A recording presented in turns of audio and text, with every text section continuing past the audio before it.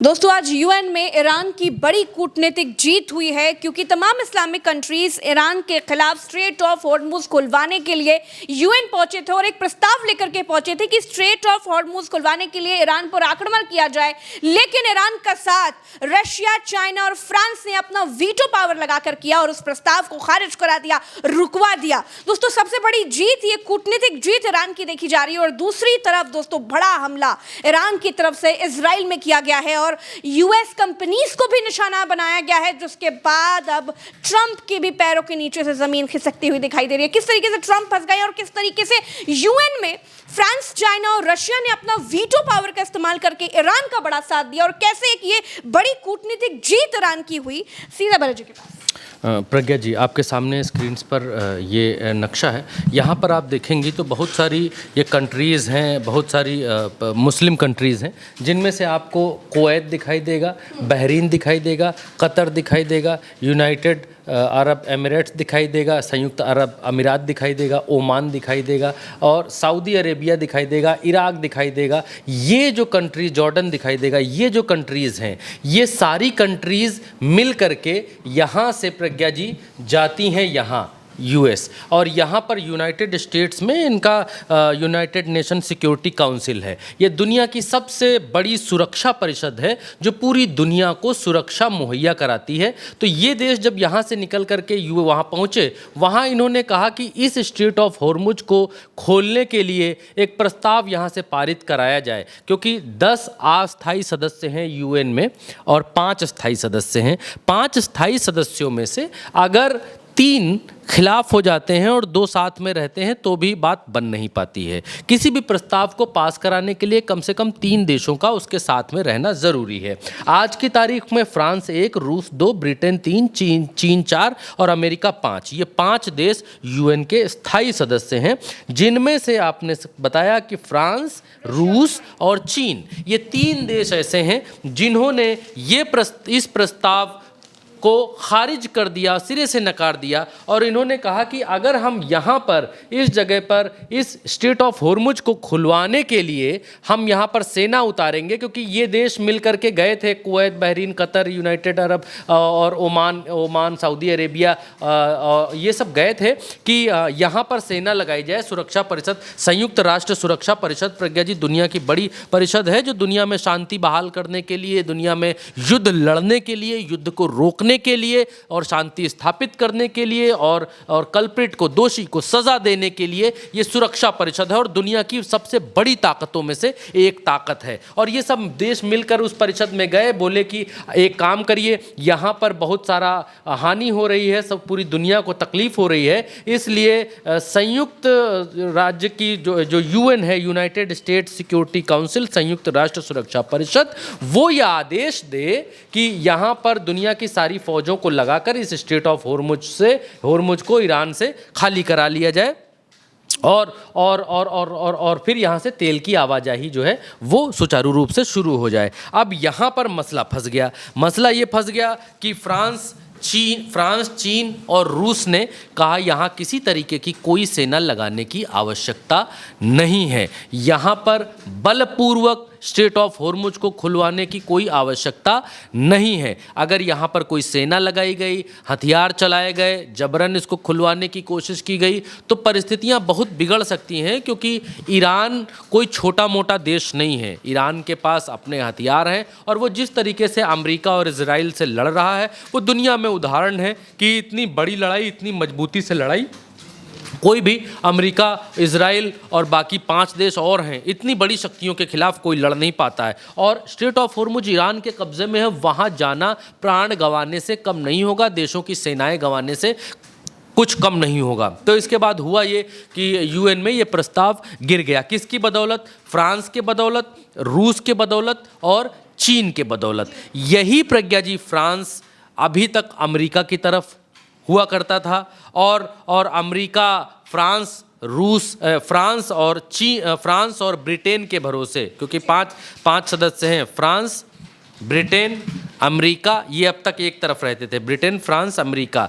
ये European countries दो और अमेरिका एक तरफ रहते थे, बड़े से बड़े प्रस्ताव को ये अपनी तरफ कर लेते थे। चीन और रूस दो एक तरफ एक बात करते थे तो भी कुछ कर नहीं पाते थे। लेकिन ये पहली बार ऐसा विघटन देखने को मिला है, पहली बार ऐसी टूट देखने को मिली है, अमेरिकी शक्ति का पहली बार ऐसा ह्रास, ऐसी गिरावट देखने को मिली है कि अमेरिका के भीतर यूएन में प्रस्ताव गिर जाता है। और ये सब जितने भी मुस्लिम मुल्क हैं ये सब अमेरिका के प्यांदे हैं। अमेरिका के ट्रम्प के कहने पर ही ये यूएन गए थे कि वहाँ लेकर के ये प्रस्ताव चलो, क्योंकि हाँ, ट्रम्प की किसी नेटो देश ने मानी नहीं। नेटो देशों ने कहा कि हम होर्मुज खुलवाने नहीं जाएंगे, तो अमेरिका ने एक नई चाल चली और उन्होंने कहा कि इन देशों को चारा बनाया, बोले आप यूएन में आइए, गुहार लगाइए और वहाँ पर दूसरे रास्ते से यहाँ पर हमला करने की योजना बनाएंगे। अगर संयुक्त राष्ट्र सुरक्षा परिषद आदेश करेगा या संयुक्त राष्ट्र सुरक्षा परिषद किसी चीज़ को खुलवाने के लिए आगे आ जाएगा तो फिर दुनिया की कोई शक्ति रोक नहीं सकती है, क्योंकि सुरक्षा परिषद के अंदर आज की तारीख में 10 देश हैं, 5 स्थायी सदस्य हैं और 5 स्थायी सदस्य भी मजबूत सदस्य हैं, जिनमें चीन है, जिनमें दुनिया का दादा बनने की कोशिश कर रहा रूस है, जिनमें दुनिया का दादा बन चुका ब्रिटेन है, जिसमें फ्रांस है। तो ये 5 देश हैं इसमें, और ये बड़ी शक्ति, बड़ी चीज़ हो सकती थी, लेकिन मुंह की खानी पड़ी अमेरिका को भी, मुंह की खानी पड़ी इन मुस्लिम कंट्रीज़ को भी जो ये स्ट्रेट ऑफ होर्मुज खुलवाने के लिए यहाँ पर गए थे। एक चीज़ और प्रज्ञा जी जो मैंने आपके दर्शकों के लिए निकाल के रखी है वो भी आपको दिखलाना चाहिए। तमाम अखबार तो हैं ही हैं जो इस खबर से भरे हुए हैं, वो आप देख सकते हैं। यहाँ पर रशिया, चाइना और फ्रांस जो है इन लोगों ने मिलकर ब्लॉक कर दिया है यूएन सिक्योरिटी काउंसिल में उस रेजोल्यूशन को जो फोर्सली खुलवाना चाहता था, जो ईरान के खिलाफ था और फोर्स जो लगवाना चाहता था। यहाँ पर इसमें लिखा हुआ है। खैर हिंदी में भी खबर बहुत प्रमुखता से छपी। होर्मुज में सैन्य कार्रवाइयों की मांग को लेकर होर्मुज में सैन्य कार्रवाइयों की मांग को लेकर यूएन पहुंचे अरब देश, प्रस्ताव पर रूस, चीन और फ्रांस ने लगाया वीटो। ये हिंदी में छपा हुआ। इसके आगे प्रज्ञा जी थोड़ा डिटेल में मिडिल ईस्ट मॉनिटर की तरफ से ये छापा गया है और यहाँ पर इस बात को लिखा गया है कि डिटेल में मैं आपको पढ़ करके एक बार की बता दूं, सीधे हिंदी रूपांतरण बता देता हूं प्रज्ञा जी। न्यूयॉर्क टाइम्स की रिपोर्ट के अनुसार रूस, चीन और फ्रांस ने होर्मुज को फिर से खोलने के लिए ईरान के खिलाफ सैन्य कार्रवाई हेतु अंतर्राष्ट्रीय समर्थन हासिल करने के उद्देश्य से अरब देशों द्वारा शुरू की गई एक व्यापक पहल को रोक दिया। एक राजनयिक और संयुक्त राष्ट्र के एक वरिष्ठ अधिकारी के अनुसार अरब देशों ने वैश्विक नौवहन की स्वतंत्रता सुनिश्चित करने के लिए बल प्रयोग को अधिकृत करने वाला प्रस्ताव लाने की मांग की थी। हालांकि वीटो पावर रखने वाले इन 3 देशों के विरोध के कारण ये प्रयास सफल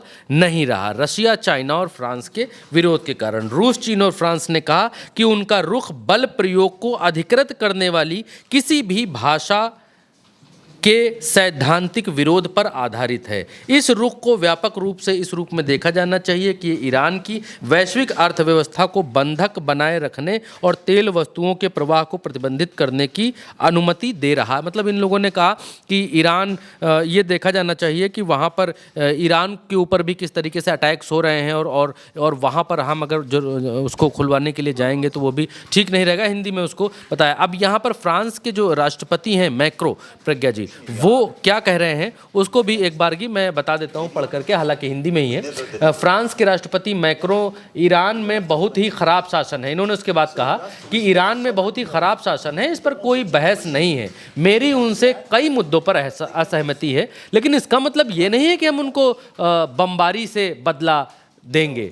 बमबारी का नतीजा इराक, अफगानिस्तान, लीबिया में हम देख चुके हैं और 20 साल में कुछ नहीं बदला। इसलिए आप लोगों को संप्रभुता का सम्मान करना चाहिए। अगर ईरान के लोग सत्ता बदलना चाहते हैं तो ये उन पर है, वो ऐसे ही कर सकते हैं। ईरान के लोग सत्ता बदल सकते हैं। हम वहाँ पर बम बरसाएं, गोले बरसाएं और ये कहें कि हम ईरान को आज़ादी दिलाने आए हैं, वहाँ पर जो है लोकतंत्र स्थापित करने आए हैं। ईरान के लोग सत्ता बदलना चाहते हैं, इसलिए हम बम मार रहे हैं कि सत्ता बदल जाए। तो यहाँ पर मैक्रो बिल्कुल, फ्रांस के राष्ट्रपति एकदम साफ कह रहे हैं, क्लियर कह रहे हैं कि अमेरिका के साथ मेरे विचार बिल्कुल भी मेल नहीं खाते हैं। अगर किसी देश के लोगों को रिजीम बदलनी है, अपना शासन बदलना है, अपना राजा बदलना है, अपना प्रधानमंत्री बदलना है, राष्ट्रपति बदलना है, तो देश के लोगों की जिम्मेदारी है, वो बदल सकते हैं। किसी देश का रुपया नीचे है, रियाल नीचे है, किसी देश की करेंसी नीचे है, डाउन है, वहाँ की अर्थव्यवस्था कमज़ोर है, तो इसका मतलब ये नहीं है कि हम वहाँ जाकर बम मारेंगे और कहेंगे अर्थव्यवस्था हम तुम ऊपर कराएंगे, हम ऐसा आदमी यहाँ बैठाएंगे इन लोगों को भगाकर जो अर्थव्यवस्था को ऊपर करे। ये उस देश की जिम्मेदारी है, उस देश के नागरिकों की जिम्मेदारी है, उस देश की सरकार की जिम्मेदारी है कि वो क्या चुन रहे हैं और किसको सत्ता में लेकर के आ रहे हैं। तो ये वहाँ की जिम्मेदारी है। आगे एक चीज़ और है, ये हाँ, यहाँ चाइना ने ट्रंप को करारा जवाब दिया है। चाइना ने कहा है कि अमेरिका ने बेवजह ही वैश्विक संकट खड़ा कर दिया है, अमेरिका युद्ध का आदी है और इजराइल एक आतंकी देश है। बहुत कठोर भाषा में चाइना की ये जो एम्बेसडर है, प्रवक्ता हैं, ये इस बात को कह रही हैं कि अमेरिका युद्ध का आदी है और इजराइल एक आतंकी देश है। शैतान नेतन्याहू के लिए ये सनकी ट्रंप बेगुनाहों का कत्ल कर रहा है। बिल्कुल, एक बार सुना देते हैं दर्शकों को कि क्या कुछ कहा कि क्लैश रिपोर्ट क्या भाषा बहुत करारी है, बहुत तगड़ी और बहुत तीखी भाषा का इस्तेमाल यहाँ पर किया है और यही ट्रंप की भाषा है।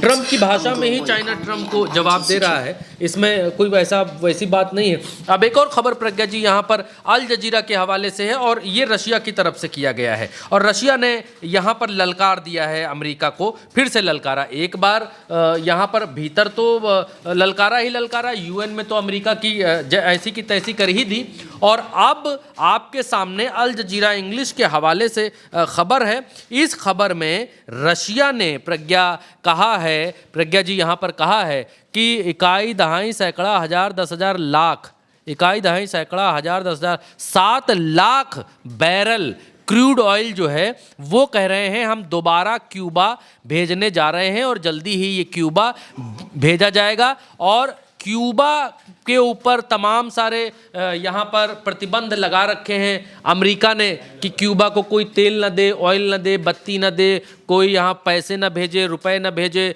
यहाँ के लोग जब बाहर कमाने जाते हैं, बाहर से अपने माँ बाप को लोग पैसे नहीं भेज सकते हैं, बाहर से कोई भी मनी क्यूबा के अंदर नहीं आ सकती है। ये अमेरिका ने क्यूबा का हाल कर दिया है। ट्रंप क्यूबा को हड़पना चाहता है, उस पर अधिकार करना चाहता है और क्यूबा के भीतर जो शासन है वो शासन रशिया की विचारधारा के साथ, चीन की विचारधारा के साथ, लेफ्ट शासन है, वहाँ की विचारधारा के साथ मेल खाता है और क्यूबा के भीतर अमेरिका तख्ता पलट करना चाहते हैं कि क्यूबा में तख्ता पलट हो जाए। अमेरिका के क्यूबा के क्यूबा के हवाना में अमेरिका के खिलाफ किस तरीके के प्रदर्शन चल रहे हैं वो आप यहाँ पर देख सकते हैं। इससे पहले भी हमने आपको दिखाया था, बहुत सारे प्रदर्शन यहाँ पर चल रहे थे हवाना में, लोगों की भारी भीड़ यहाँ पर आपको दिखलाई देगी कि सब अमेरिका के खिलाफ प्रदर्शन कर रहे हैं। तो यहाँ पर एक तरीके से रूस ने ललकार दिया है अमेरिका को कि दम हो तो हमारा जहाज रोक कर दिखाओ, 7 लाख बैरल तेल लेकर आ रहा है दुनिया। एक भेज चुके हैं, 72 लाख बैरल तेल भेज चुके हैं। तब दुनिया को लगा था कि ट्रंप रोक लेंगे। रूस ने यह ऐलान कर दिया था कि रोक करके दिखाओ और इस बार भी ऐलान कर दिया कि अब की बार 7 लाख बैरल तेल हम भेज रहे हैं।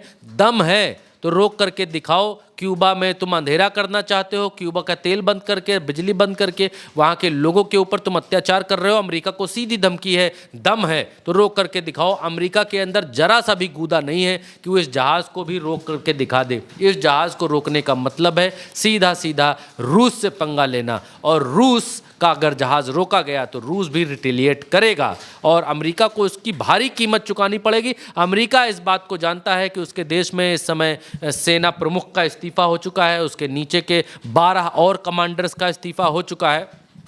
तो अमेरिका किसी भी हाल में रूस को रोकने की गलती मेरे ख्याल से, जैसा मेरा अनुभव है, नहीं करेगा और क्यूबा के भीतर जो शांति व्यवस्था और चीज़ें स्थापित करने की कोशिश है वो अब अमेरिका नहीं, वो अब रूस देखेगा और रूस अपना दबदबा बढ़ाता हुआ यहाँ पर दिखलाई दे रहा है। और एक और बड़ी खबर टाइम्स ऑफ इजराइल के हवाले से, और ये बहुत बड़ी खबर है प्रज्ञा जी। इस खबर में ये कहा गया है कि यूएस इंटेलिजेंस इस बात को कह रहा है कि अभी ईरानी मिसाइल लॉन्चर्स जो हैं आधे भी खर्च नहीं हुए हैं, आधे बचे हुए हैं, जबकि अमेरिका इस बात को कह रहा है कि हमने इनके तमाम लॉन्चर्स मार दिए। एक द क्रेडल के हवाले हवाले से भी यहाँ पर खबर है कि नए जो इंटेलिजेंस रिपोर्ट आई है उसमें अमेरिका को ये बताया गया है कि जो ईरान की कैपेबिलिटी है मिसाइलें दागने की या मिसाइलों की जो कैपेबिलिटी है वो अभी आधी बची हुई है। कहने का मतलब ये है कि मैक्रोन ने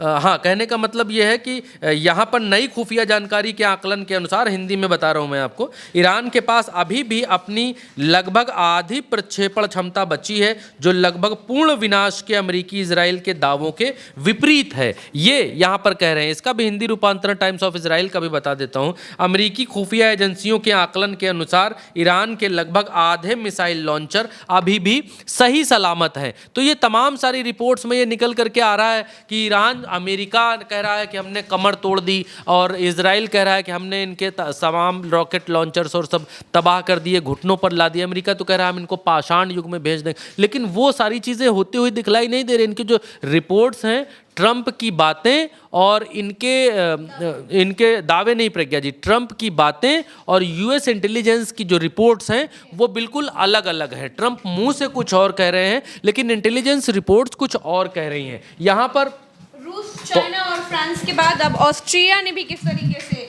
ये